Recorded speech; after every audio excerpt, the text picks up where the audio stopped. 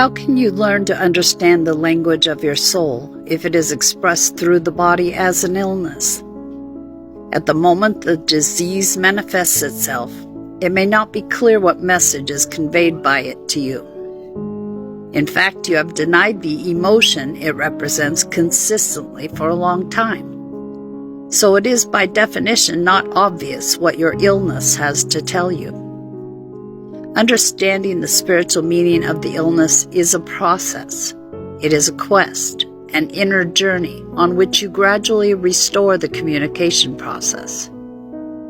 To embark upon this journey, you first have to accept your illness. The initial reaction to illness is often one of denial or resistance. You would prefer the disease to disappear as soon as possible because it frightens you.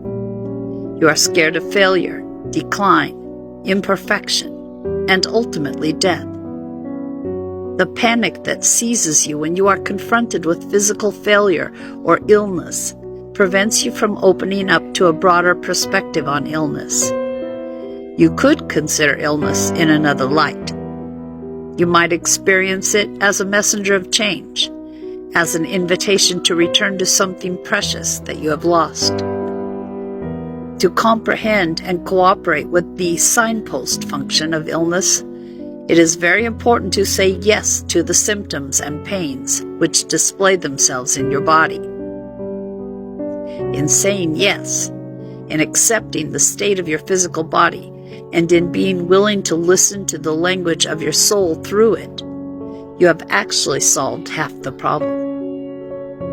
The real problem is not the disease itself, but that which it represents, the underlying blockages. The disease buttonholes you, so to speak, and forces you to look at the underlying blockage. In turning to the disease and saying yes with your heart and soul, you will already have solved part of the blockage without even knowing precisely what the disease wants to tell you. Part of the communication is being restored just by your willingness, your patience, and determination to take this inner journey upon you. However, to say yes and embrace the illness is not easy for you. You may find yourself resisting it, being angry or desperate about it, and therefore not listening to what the malfunction is already telling you. Frequently, you get specific clues. For instance, the body's inabilities indicate that you must let go of certain obligations, spend more quiet time by yourself, be less active and more attentive to your needs. Although you may not yet know how to interpret your physical situation from a spiritual level, quite often the behavior that the ailment forces upon you is a big clue. By limiting yourself in certain areas, it is putting a spotlight on things that were in the dark before. How is it with your ability to be patient and gentle with yourself? Can you really take good care of your physical and emotional needs? Illness always brings up these questions, and to confront and accept the emotions they arouse is part of the healing process. To really start the healing process, you have to say yes to it all.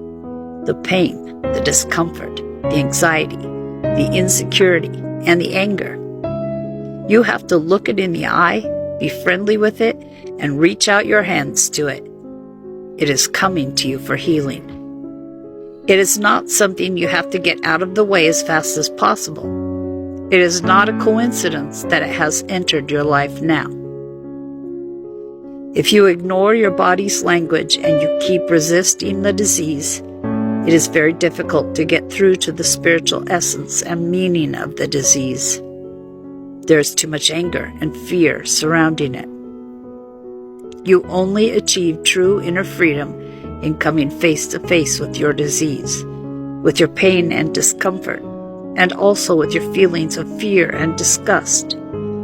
Embrace them, and then ask them quietly and with an open consciousness, "What do you want to tell me?"